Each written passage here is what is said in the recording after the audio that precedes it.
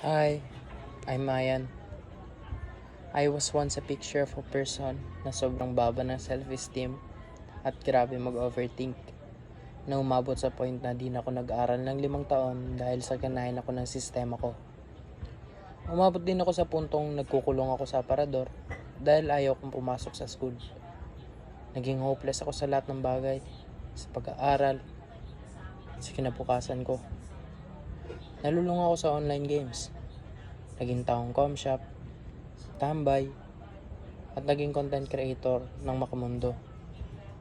Hanggang sa na-realize ko, tumatanda na pala ako. Naging behind na pala ako sa pag-aaral ko na dapat ngayon ay graduating na.